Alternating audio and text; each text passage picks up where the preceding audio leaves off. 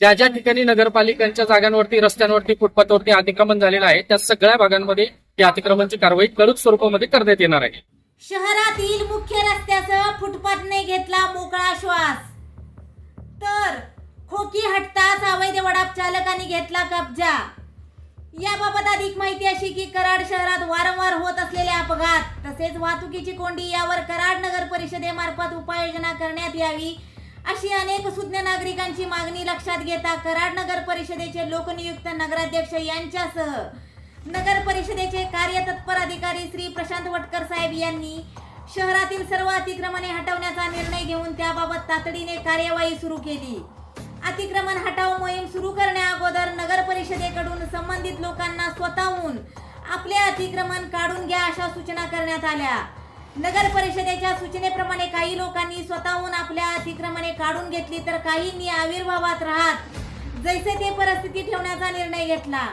यावर आज कराड नगर परिषदेचे मुख्याधिकारी प्रशांत वटकर साहेबांनी आपल्या अधिकारी व कर्मचारी वर्गांना सोबत घेत पोलीस प्रशासनाची मदत घेत कृष्णा नाका ते दत्त चौक दरम्यान असलेली सर्व अतिक्रमणे काढत अनेक हातगाडे, खोकी, फ्लेक्स तसेच फ्लेक्स बोर्ड, दुकानांचे बोर्ड जप्त करण्याची कार्यवाही सुरू केली। तसेच अतिक्रमण करून बनवण्यात आलेले कट्टे, पायऱ्या, पत्र्याचे शेड हे देखील हटवण्यात आले।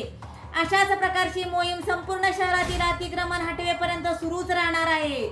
आजच्या या अतिक्रमण हटाव मोहिमेनंतर अवैध प्रवासी वाहतूक करणाऱ्या रिक्षा चालकांनी मात्र संधी साधण्याचा प्रयत्न करत दिसली जागा लाव गाडी असा संधी साधू प्रकार करण्याचा प्रयत्न केला।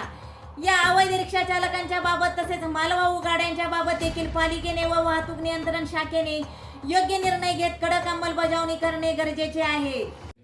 कराड शहरामध्ये होत असलेल्या वाहतूक कोंडीमुळे व नुकत्याच या रिसेंटच्या कालावधीमध्ये झालेल्या शहरातील अपघातांच्या अनुषंगाने कराड नगर परिषदेने पोलीस प्रशासनाच्या मदतीने आजपासून अतिक्रमणांवरती कारवाईचा बडगा उघडलेला आहे। आजपासून ही कारवाई सुरू झालेली आहे। प्रथम टप्प्यामध्ये आपण कृष्णा नाक्यापासून कोल्हापूर नाक्यापर्यंत दत्त चौक, विजय दिवस चौक, बस स्टँडचा परिसर, कोल्हापूर नाका हा सगळा परिसर या माध्यमातून आपण पहिल्यांदा कव्हर करणार आहे। त्यानंतर शहरातील इतर भागांमध्ये कारवाईचा बडगा उघडण्यात येणार आहे।